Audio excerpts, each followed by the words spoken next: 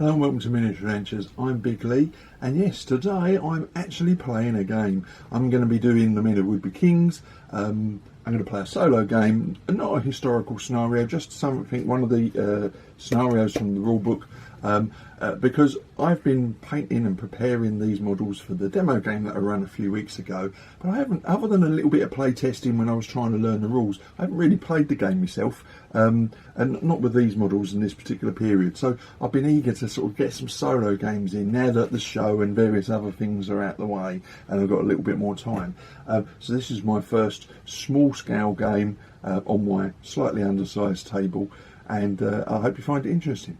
So this game is based on Scenario C from the book, To the Last Bullet, and essentially you've got a 24-point force for the attackers, in this case the Berbers, and an 18-point force for the defenders, the Foreign Legion in this case, and the Foreign Legion get placed within 1 move's distance of the centre of the table, and then the attackers are anywhere within 6 inches of their table edge, and they play down the length of the table for this scenario, and essentially the attackers have got to try and catch the defenders, and then obviously the defenders have got to try and retreat if they can, either defeat the enemy or retreat. There is a defendable position over in the corner, in this case the edge of an oasis and a small house that they can go and defend. I'm hoping to keep this as a relatively short video, but because it's not a historical scenario, I won't be sticking to the strict 10-minute quick strike video format, because there isn't any history for this. This is a completely fictional battle, but set in a historical period. So today's game sees the French Foreign Legion caught out in the open by a raid from the Berbers, and they have just appeared over there, and the game is about to start. And in this scenario the Berbers are the attackers, and therefore they will go first. The Berbers are a 23-point field force and consist of 4 units. There's a tribal infantry unit that is fierce veterans. There are tribal infantry veterans, so they're the 2 large infantry units on that you see there. There's a tribal irregulars, which is a unit type that I've created, which basically means they behave like tribal units with elements of the irregular rules in.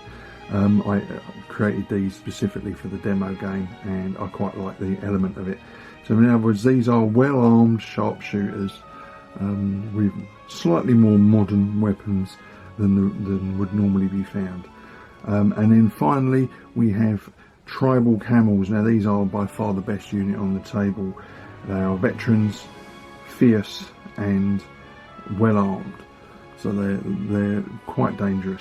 And the way that I have set up units in Men Who Would Be Kings for this particular period is that units have their own commanders in addition to the men in the unit, but I've also got an overall commander with particular abilities of his own, so when he is attached to units he can impart his abilities on them. And here we have the French Foreign Legion. They've been caught out in the open. 2 units and a machine gun unit and their commander, Captain Zanjou, have been caught out in the open. So now they have to decide whether they're going to stand their ground or fall back. So each of the regular infantry units, this is a regular infantry unit, it's an elite.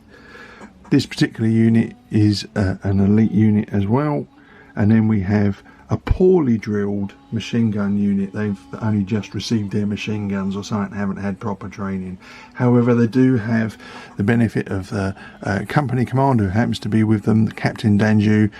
He can add extra dice in melee and has a better leadership rating than some, so we can decide what to do with him in due course. And basically the French Foreign Legion need to fall back or stand their ground. That's the decision they need to make. Are they going to be able to resist so many tribal warriors coming at them, or would it be better for them to fall back in good order? Now you'll notice that I'm using stat blocks, basically, or the basic stats for each unit are laid out on the block. And if I bring this up to the lens so you can see it a bit better, let's see if you can see that. I show the leadership rating, which was obviously diced for to work out how good the leader was, the overall discipline of the unit, and because these are veterans, they are +1. Their speed, their camels, so basically cavalry, so they move at 12 inches. For firing, because they're well armed, they've got better quality rifles, so they can fire at 5+, and they have a maximum range of 18 inches. And in melee, they're fierce, so they hit on a 4+, so very, very good. So their free actions are in the box there. They can move and attack as a free action, and once per game, their leader's ability enables him to add 1d6 to one move, but only once in the game. And as per normal cavalry, they can follow up any successful melee of attacking. So all the basic information you need for that unit is here on this stat block. For the leader, I've just got some extra information. So he is a great leader, 2 extra dice in melee, and leadership of the unit is 4+ when he's attached to them, and he may attach to any unit. So again, for the French Foreign Legion, you can see their leadership factor there quite high, because this particular leader for this unit is a drunkard, so he's actually got quite a poor leadership rating. However, they are elite and they're regulars, so their discipline is +2, so maybe that can counteract some of that. Speed 6 inches, firing is reasonable, 5+, hit on a 5+ in melee, but they've got the range from that rifle. And of course their free actions are fire and stand 2, and they may form close order and then volley fire, because they are regular units, or regular infantry. So there you go, all the basic stats for the unit are on this stat block, along with the name and details of the unit. And in the demo game that we ran the other week, what we would do is we would stand them up with the stats facing away from the enemy, of course, so they can't see. And then when the unit has taken its action, put it down so we can see which units have gone and which have remained, because you don't necessarily activate all your units in order as they are on the table. So just so make it easier for people to remember which units have gone. So that one is waiting to get its orders, and once it's taken its orders, you lay it down and you know that unit has done its orders for that particular turn. It doesn't matter on a small game like this, but when we had 4 or 5 times the number of figures on the table, it was just a handy way of keeping track of which units had actually taken their actions and which hadn't, particularly when you had multiple players per side, all helping each other and moving each other's units. It just made sure that no one accidentally moved a unit twice. So the Berbers as the attackers go first, and I have decided that the way they can do it is, much as I would like the cavalry to, the camels to hit the Foreign Legion quickly because they're so powerful, the likelihood is they'll be decimated by rifle fire before they get there. So as much as I'd like to take advantage of their very fast move and cover a lot of ground, I just think that would make them far, far too vulnerable, and we would end up losing them. So what I'm going to be doing is move some of the warrior units first, some of the tribal infantry, so they move as a free action, so I don't have to test for leadership for this unit, so I can just do its move. And it's basically, I'm going to move it, and it's going to move its full 8 inches, so 8 inches to there, and I can just move these units up, these models up behind. The movement trays just speed the game up enormously. Doesn't matter where the leader goes. And there you have it, that unit has moved, and I will now put that down so I know that that particular unit is gone. Similarly, the Karaji warriors, they're also going to move 8.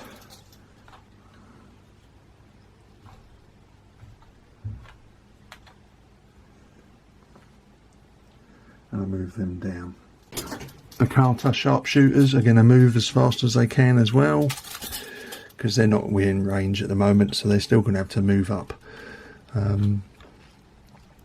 They have rifles, modern rifles, so they can fire up to 2 foot, but I want to get them into a better position. So now they've gone, and the cavalry actually, I am going to attach the leader, the great leader, allow Hasim, I'm going to attach him to this unit so that they feel the benefit of him. So that improves their leadership rating from a 6 to a 4, because he's a great leader, and it also means that they get an extra couple of dice in melee. But I'm going to keep them back here. I'm not going to move them, so they're going to basically pass their move. They're going to roll to see if they will stand 2. So +1 on this roll, 2d6, +1, 7, 8, 9, and which is more than their leadership, which is now 5, because 4 plus, because I've attached the great leader. So they easily pass, and they do as they're told, and they stand 2. Even though they're eager for a fight, they have decided to stand 2. So there you can see the Berbers have moved slightly forward. They're moving their infantry forward first, and their cavalry are waiting for their moment. No use throwing them away uselessly against the guns of the Foreign Legion. So now the initiative is over with the Foreign Legion. What do? How do they respond to this cautious attack by the Berbers? So now it's the Foreign Legion's turn to go, and as we've already found out, this particular unit's leader isn't very good. This fellow here is a bit of a drunkard. He likes his little bottle of cognac or whatever it is that he's got in his pocket. So he isn't a very good leader, so their leadership rating is 7+. So what I'm going to do is I'm actually going to move my Captain Danju, to over and attach him to this unit, because while he's attached, this unit has a leadership of 5+. It also increases the number of dice that they can have. They can have some extra dice if they get into melee. Now that in a way decides the strategy for the Foreign Legion, who stays and who goes. So I'm going to move this unit into skirmish and start falling them back. And I think I'm going to do the same for these. I'm going to move them into skirmish and fall them back. And these, the machine gun is just going to fall back. So again, it's not one of their free actions. So this unit now has to pass a leadership test to see if it does as it's ordered to by Captain Danju. And of course, as I say, it improves their discipline, so they're +2, and elite, so their discipline for the unit is +2, and now their leadership rating is 5 because Danju is attached. So all I need to roll here is 2d6. Oh, how about that? 12. Easily, they do exactly as they're told. They trust Captain Danju, and they will form skirmish. So what I'm going to do is I'm just going to take them out of the base so that we know that they are in skirmish order. And they're going to move back just half a move, so they're actually going to be about there. But it does mean they can fire half of their men. Remove those bases, because we're not going to use them. So let's see if they can reach the enemy from where they are. So 24 inches, they're going to just go for the nearest enemy unit. 24, no, they're well out of range, so this lot don't get to fire, but they did get to fall back as skirmishers. Now the machine gun, again, movement is not a free action, so they're going to have to roll. Their leader is okay, is a 6+, but they're not an elite unit, so their discipline is 0, so they don't get any bonus to this dice roll. But again, they do as they're told, and they follow their instructions. They only get to move back 4 inches, so we'll move them back 4 inches.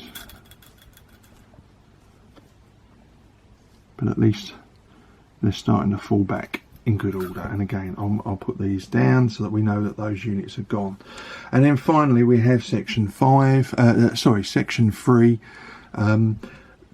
Again, they're going to fall back in skirmish order, so and again, not a free action. So but they're disciplined, so they get +2 to this dice roll, and they need to beat a 5. So again, easily, the Foreign Legion are very good at this sort of thing. They will fall back and they'll follow their instructions. So again, half a move. Half a move is 3 inches, so about there. Take them out of their base.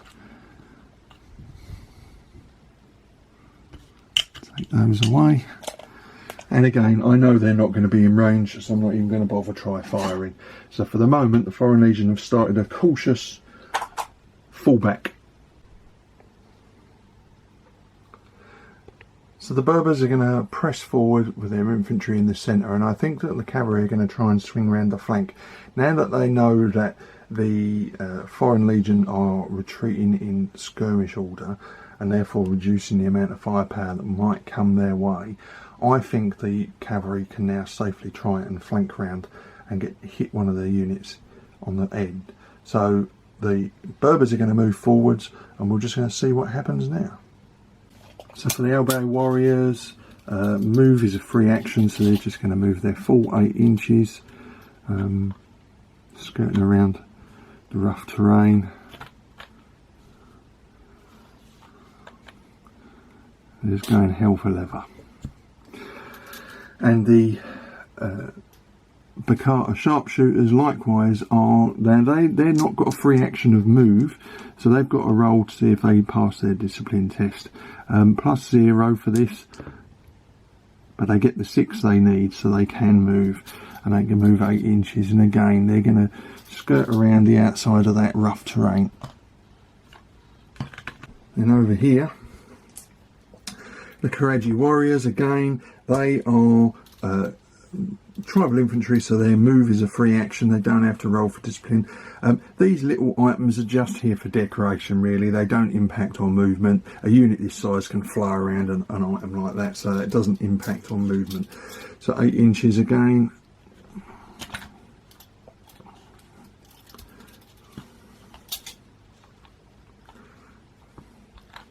Move their leader up with them. Mark that down because they've now moved. And now we get to the cavalry, or the camelry rather, I should say.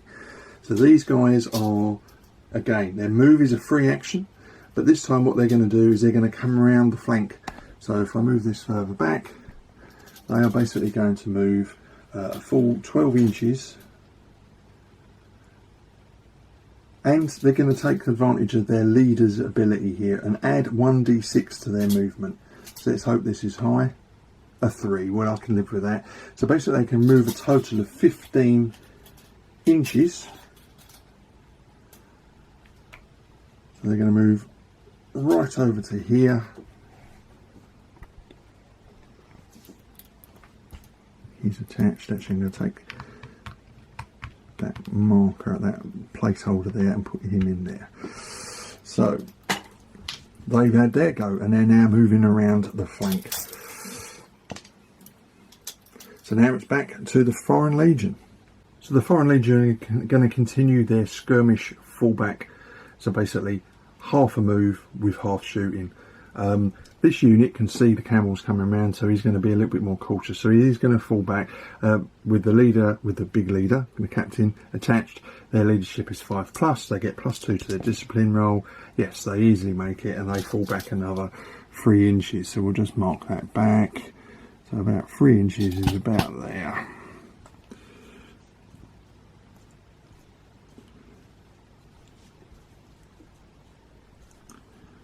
There we go. So I'm marking them down because they've moved. They are going to check to see their range. They're still out of range, so they're not going to be able to fire. This unit is going to fall back. He's going to do a move. Again, it's not a free action, so it's going to have to roll for it. So +0 because they're not an elite unit, and their captain or their lieutenant in charge of them is a +6. So again, easy. Their move is only 4 inches, so they're quite slow really because they've got to move that piece of equipment. So move him back to there. There we go. And then finally this unit again going to continue their skirmish move backwards. +2, 5 to beat, easy. I don't expect anybody to foul at this point in the game. So again, 3 inches.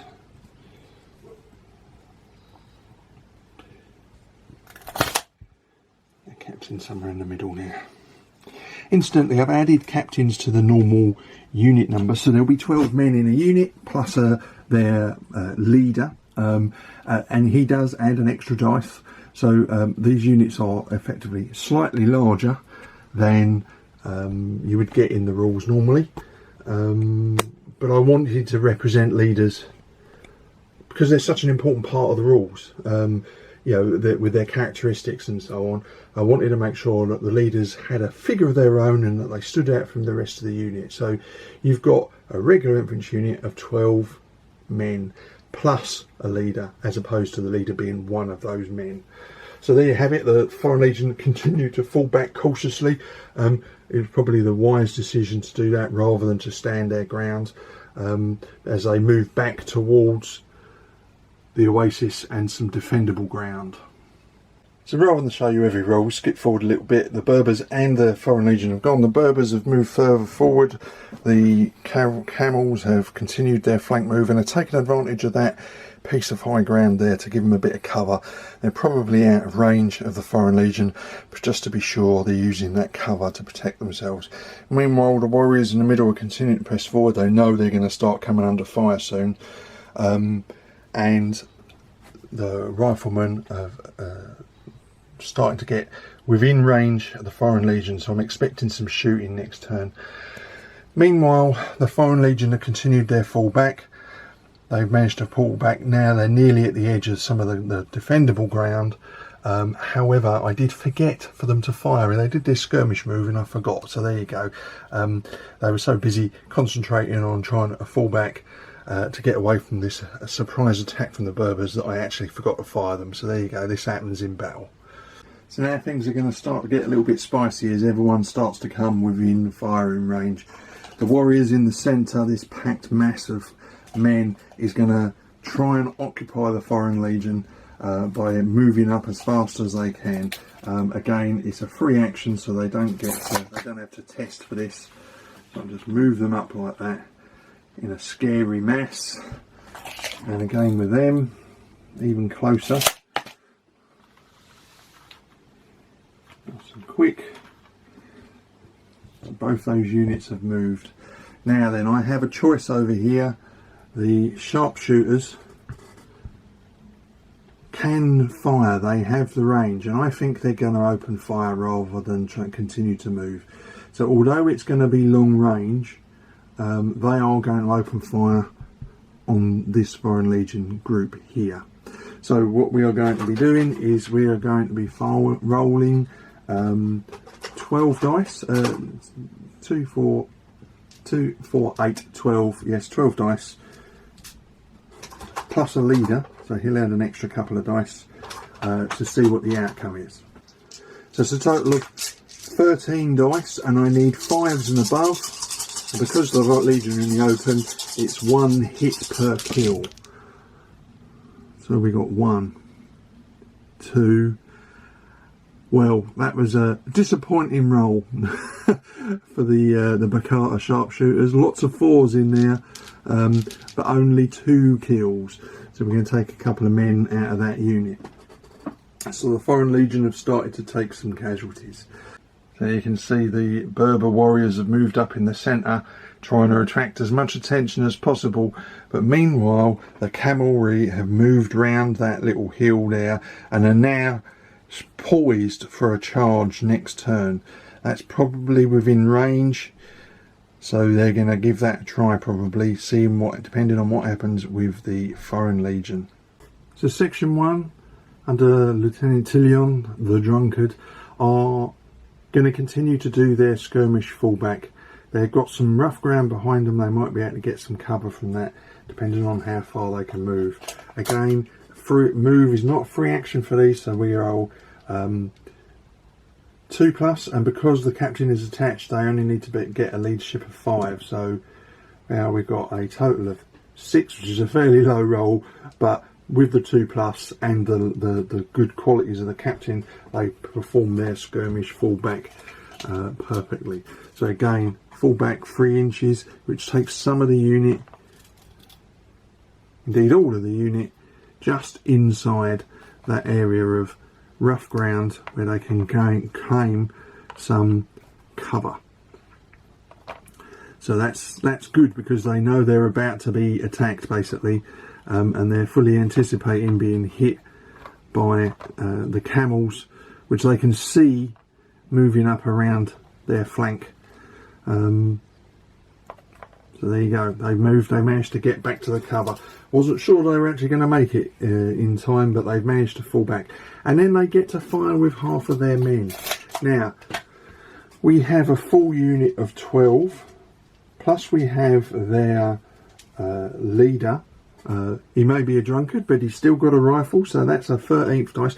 But we also have captain, and he adds 2 dice to the unit because there's 2 men on his base, him and his bugler.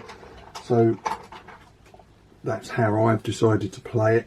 So that means that there are 15 dice going to be rolled. No, halved, because they are skirmish. So you round down. So that's going to be 14. Rounded down is actually going to be 7 dice rolled. So 7 dice. And they're going to need to hit on a 5 plus. Yes, a 5 plus. But more to the point, because they're going to be shooting at the camels,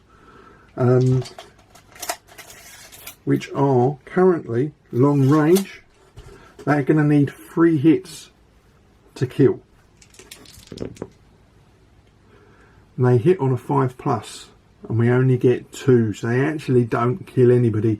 There's not enough there. The range is against them, and the fact that they're mounted, the camels are mounted, means that the camel unit that's poised to charge at them doesn't take any casualties. So now it's the turns of the machine gun, and they've decided they're not going to fall back this turn. They're going to get off some shooting against the warriors that are bearing down on them. So they are free crew. Actually, first of all, they don't get to fire as a free action, so I need to roll to see if they will follow the orders of their leader. Otherwise they will not perform an action. So no extras to this, because their discipline is 0 and they need to beat a leadership of 6, 8. So just about. They're not too sure, but they decide to follow the orders. So we get 9 dice, because that's 3 dice per crewman. And I'm going to give 1 extra dice for the leader that's with them. So that's 10 dice in total, and they need 4 pluses. So quite dangerous. And of course, because the warriors here are in the open, they will, however they are, and they're within close range. Ooh, so it's 1 hit per kill. So here we go. 4 pluses. 1, 2, 3, 4, 5 kills. Ooh, that was nasty. So I'm going to take over here. I'm going to take an entire base off. I'm going to roll to see if it was the leader. No, so 1 man off of there. So that unit has just taken some significant damage, so it needs to roll for a pinning test. So again, it is going to be 2d6 plus their discipline, -1 per casualty, so -5 to this roll. So 9 plus their discipline, which is a +1, is a 10, -5 is a 5, and their leadership is a 6. So unfortunately, they have found themselves to be pinned by that hail of bullets from the French machine gun. They will have to roll to see what they can do next turn. So section 3 are going to fire as well, but they're getting, because they're doing a skirmish move again, they only get to fire with half their men. So 1, 2, 3, 4, 5, 6, 7, 8, 9, 10, including their leader. So it's going to be 5 dice, but they're going to be firing against the warriors again in the open, close range. They need 5s to hit 1 hit. So that's another kill off of the warriors and another pin test. So again, 2d6. Oh, that's a low roll. So let's do the math. 2d6, they got 5 plus their discipline is a 1, -1 for the casualty brings it down to a 5, and their leadership is a 6. So I'm afraid they get a second pin marker. That is nasty, but not to be utterly expected when you run towards the guns of the Foreign Legion, I imagine. So we start the next turn and the Berbers get to go first, and the elbow warriors have to make a rally test. Now I slightly changed the rules, and I'm going to stick with it because I prefer it. Basically, if they pass their rally test, they get to perform a normal action. It just seemed a bit too harsh that they could pass that rally test but still be just stood there waiting to get shot to ribbons again. It worked well in the demo game. I am going to stick with it for this game until I come across a situation where I disagree with myself and change it back to the way the rules were written. So for the rally test, the unit has a +1 discipline, 2d6, so +1, but -1 per pinned marker. So overall a net -1 needs to beat their leadership of 6, and they get a 6. -1 is a 5. So what happens there? A 5, it's a foul. Unit remains pinned and has to retreat half a move. So, oh well, maybe that's the end of their overall push. So to their remains pinned.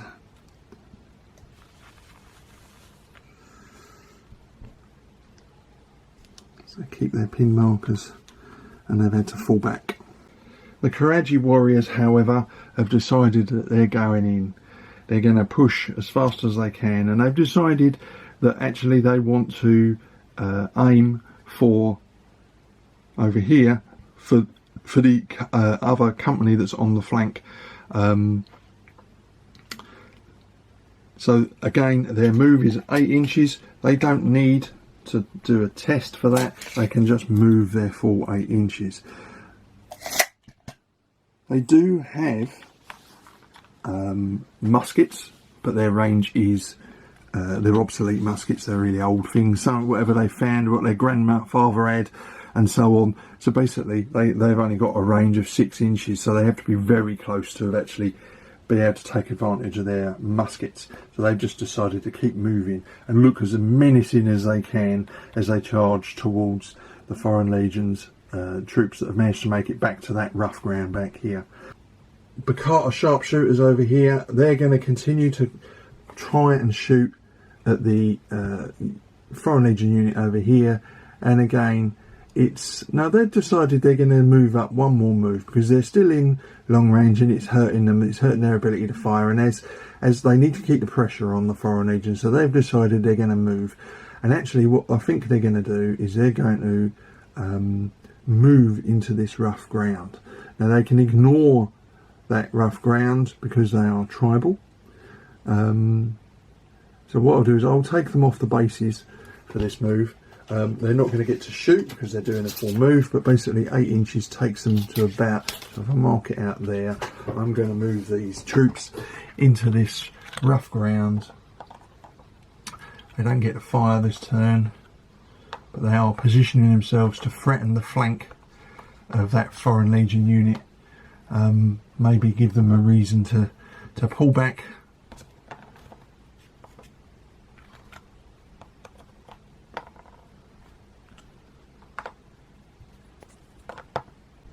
So this Foreign Legion unit is going to fire. No, it's going to continue to do its skirmish move. So it's going to fall back, but it will fire on the priority target for them, which is the sharpshooters that are positioning themselves on their flank. So they're going to do their 3-inch move. That takes them back to here.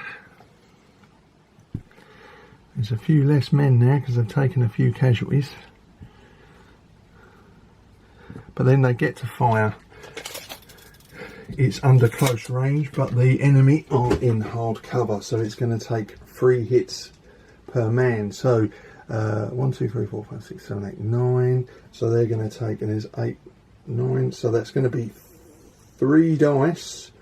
Sorry, no, 4 dice because it's halved because they're skirmishers. So 4 dice plus their leader. So I'm going to let them have 5 dice. But they're going to need. Their fire is 5+, and they're going to need a lot of hits. 1, 2, 3. They managed to do 1 casualty, so I'm going to take 1 guy off the back here. I'll take him off, which means the Bakata sharpshooters have to take a pin test. So again, let's have a look at their stats. So they're +1, no bonuses for their discipline. So 2d6, oh, a 5. I can see that's a foul already. So they pick up a pin marker. So interesting indeed. Then the machine gun has decided it's going to have a go, and having shot up this unit over here, it's now going to target these ones because it's the next most important target for them, rushing out in the open right in front of them. So they've decided they're not going to fall back again, they're going to continue to fire. So again, it is going to be 9 dice because they've still got their free crew. So that's their 9 dice plus 1 for their commander. And this time the enemy are in close range. So they need 4+. Oh, that weren't such a great roll. 4 hits, could have been better. And this unit now needs to make a pin test. So their discipline is +1, but they've lost 4 casualties, so this is -3 to this roll and I need to beat a 5. So they're at a 9, -3 is a 6. So they're going to be okay. They don't pin, despite the number of casualties they've managed to take. Now these guys over here in the soft cover, they've decided the same. They've decided that the priority target is now the warriors, and they've just seen what decimation they've taken, and decided to add to the unit's woes in an attempt to stop them moving forwards. So this unit hasn't taken any casualties yet, so it is, but it is in skirmish order, so they're only going to have 6 dice, and then they are going to add 1 for their leader and 2 for the captain and his bugler or whatever, and they are going to need 5+. Let's check the range. Yes, it's in close range. So 1 hit per 1 kill per hit, and they hit on a 5+. Oh, that looks alright. No, maybe not so good. I saw the 6s and I was blinded by it. So 2 hits. So, but that still means 2 more casualties. I'll take them off the back of there. And this unit has to take another pin test. So again, +1 but -2. So overall net -1, and it needs to beat a 5. A 5. Equal or above is a pass. Just about. That unit has taken some serious casualties, but it's still managed to stay unpinned. So they will be doing some actions next turn. So we start a new turn, and again it's the Berbers to attack, and because this unit managed to avoid being pinned last turn, there's an opportunity here for it to attack. I get to roll 1 extra d6 to see how much extra movement they take. Only 2, but that does mean they get to move 10 inches. Is that enough? 10 inches is enough to bring them into contact. So they make contact. I'm going to move them around like that so you can see them. So they manage to reach contact, which means that we are going to have our first melee of the game. So the Karaji warriors have smashed into the Foreign Legion unit there, and because it's a melee, you reduce their cover by a factor of 1. So although the Foreign Legion got a bonus to cover while they're in soft cover, it doesn't apply it in the melee. So all hits are kills in this particular round of fighting. Now for the Karaji warriors, they get 10 dice for their men, plus 1 for their leader, but he doesn't add any extras because his leadership trait is ugly but competent. So he does his job. He's just perhaps got a very scarred face from a previous fight. So in total 11 dice get rolled, but their melee factor is 4+. So in other words, they get a hit on 4+, and every hit is a kill. So let's see how they do. So 1, 2, 3, 4. 4 kills. A bit underwhelming there. They could have done better, but nonetheless 4 kills. Let's see how the Foreign Legion do by comparison. For them, they have 12 dice for their men, because that unit is unharmed at the moment. So 12 dice for the men. They get 1 for their commander, and a further 2 for Captain Danju and his assistant. So pretty good there. And but they only hit on a 5+. But again, 1 hit per kill. So 1, 2, 3, 4, 5, 6, 7, 8, 9. Wow. What can I say? The Foreign Legion are living up to their reputation. They did very well there. Hitting on a 5+, they rolled above average there and definitely beat the Karaji Warriors. So 9 is going to take out pretty much the entire Karaji unit there. I need to just roll to see if the leader of the Karaji Warriors was one of the casualties. No. So I'm going to basically take off 1, 2, 3, 4, 5, 6, 7,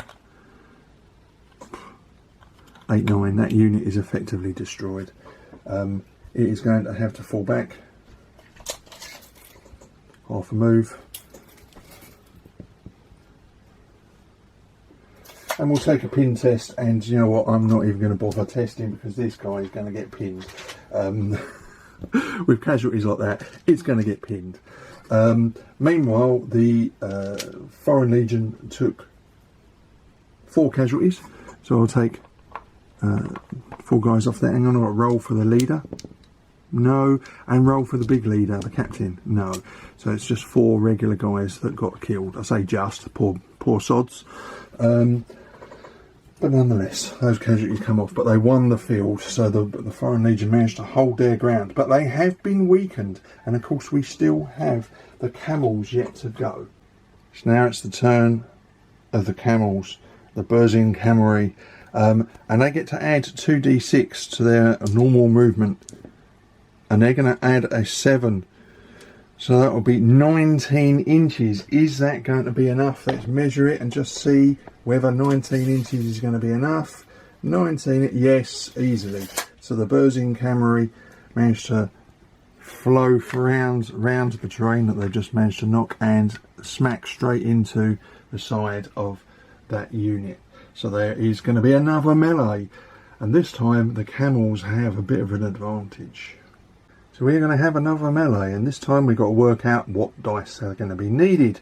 And so, the Foreign Legion, they've got 8 dice for their men, 1 dice for their unit leader, and 2 dice for the captain.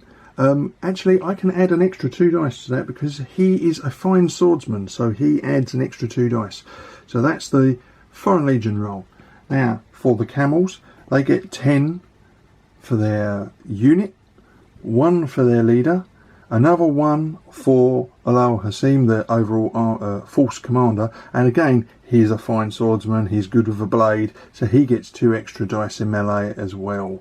So let's roll them and we'll find out what the effect is. The difference is that the camels hit, or this unit can hit on a 4+, Foreign Legion 5+. So again, we're going to have to see whether the dice gods favour the Foreign Legion as they did in the previous round of melee. So let's roll for these first. Foreign Legion first, 5+. 1, 2, oh dear. What can I say? Oh dear. And because the cavalry are mounted, that only means 1 kill. So I'll leave 1 dice to mark the 1 kill that they've taken off. Meanwhile, the camels, they need to hit on a 4+. Oh, whatever, I've done better already. Loads of 6s. And a 5. Well, 4+ and a 4 there. Oh dear, oh dear, oh dear. The Foreign Legion have definitely lost that particular round of melee, as was expected and as was planned. Of course it was planned. That's what why the Berbers sent in their warriors first to soften their unit up, and then to hit the Foreign Legion unit with their best unit with the Berbers' best unit on the table, the cavalry. So take 6 off. We're going to roll for the leaders first. So was one of the casualties the unit leader? No. Was it the captain? No. So it's going to be 7 casualties of the normal men, the rank and file. 1, 2, 3, 4, 5, 6, 7. Well, that's pretty much, that's all of them. That is all of them, so the leaders are going to go as well. That unit has been wiped out. So that's, that whole unit has gone.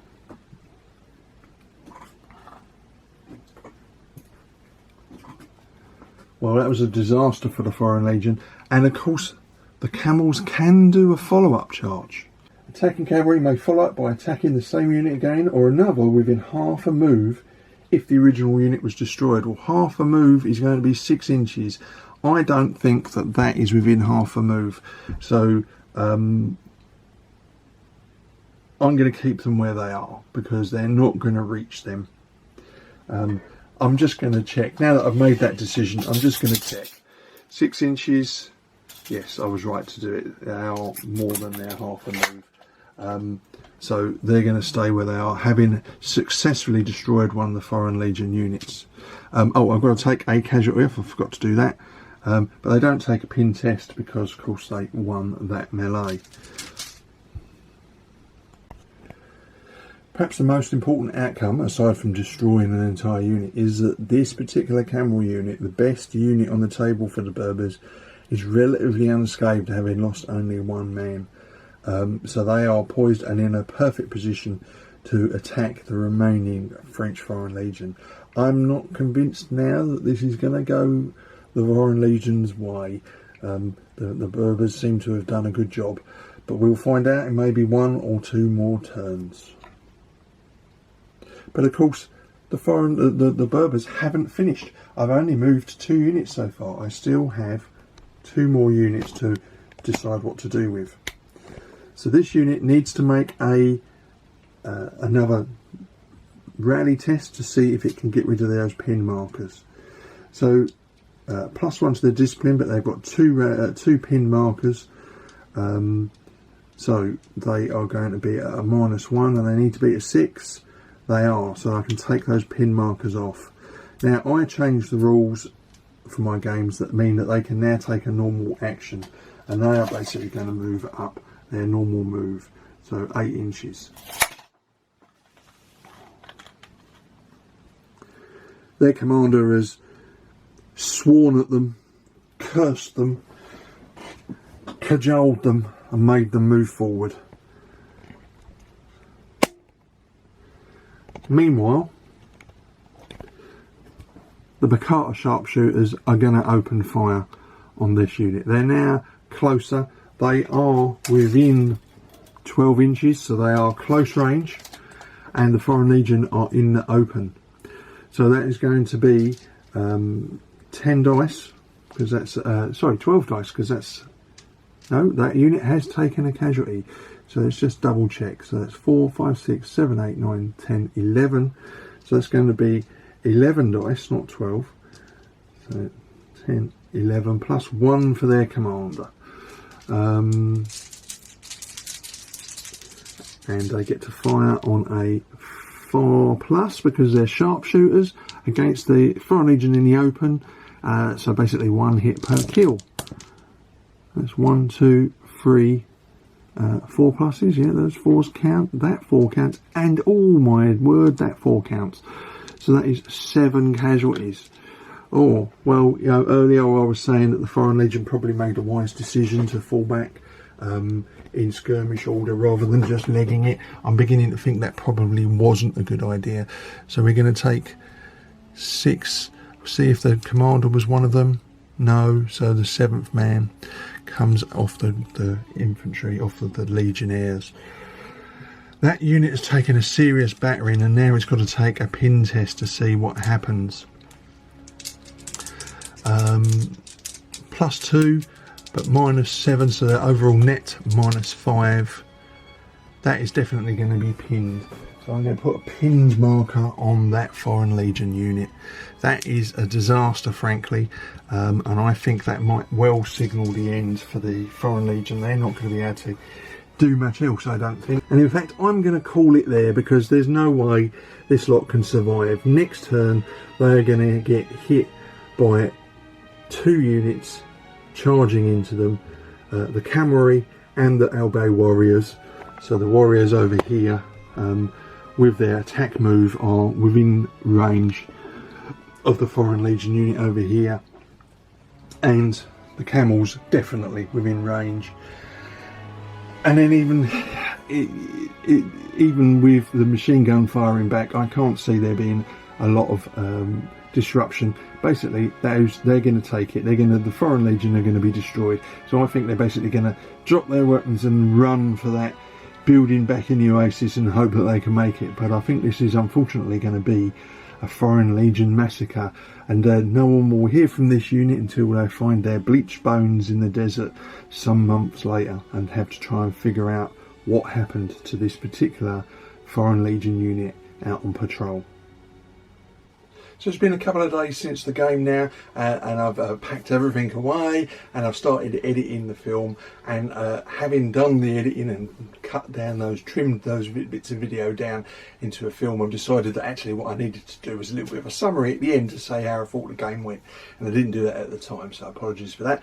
And basically one of the main things that I learned is that apparently I can't count, because there's been more than one occasion there where I added up 2 dice and got the number wrong. Fortunately, looking at them, I don't think it made any difference to the outcomes of the actions that I was rolling for. And on one particular occasion, I miscounted the number of troops to take off, and forgot to remove a figure. But again, it didn't make a massive amount of difference. The notable occasion was the Foreign Legion unit that was destroyed. There was actually a spare figure. I knocked one over and then thought it was part of the group that I was taking off, and actually there should have ended up being 1 infantryman and the 3 commanders. So that unit should actually have fallen back half a move, but the cavalry, the camels, would have done an immediate follow-up and would have wiped them out. So actually, yes, that we missed that little bit of drama as the heroes went down fighting in their last stand, but the result would have been the same. That unit was wiped out. But something for me to think about when I play again. As I say, up till now I've had the luxury of being able to step back as an umpire and just focus on the rules and answering questions and so on, to actually play the game and try and remember everything at the same time. But I'll definitely do this again. I'm going to play some more smaller Men of Would-Be Kings games with my Foreign Legion troops. My table's slightly undersized, so I'm going to keep the points to smaller levels. I'm hoping to bring some new troop types to the fore soon. I'm working on some on my painting desk over here, so hopefully I'll have them ready and on the table shortly, and I'll hope to get a few more battle reports done. Well, now that I've got the show and all the painting and everything else behind me, what I really want to try and do is get a load more solo games done and a few more battle reports done for the channel. So I hope you enjoyed that. Please, if you saw any other mistakes, please let me know. I'll try and make sure I don't do them again. As I say, I don't think any of them are, the little mistakes that I made materially impacted on the outcome of the game in the end. I should have just made those Foreign Legionnaires run like mad for cover, and instead of trying to fall back in some sort of good order. It seemed like a good idea at the beginning, but in the end they needed to be in hard cover to have stood any real chance. Well, I hope you enjoyed the video, and as always I'd say, if you did, please like, subscribe and share, and of course click the bell notification icon if you want to keep up to date with all the new videos as they come out. So that's it for this week, or this particular midweek battle report. I hope you enjoyed it. So look after yourself, keep gaming, and of course keep rolling high.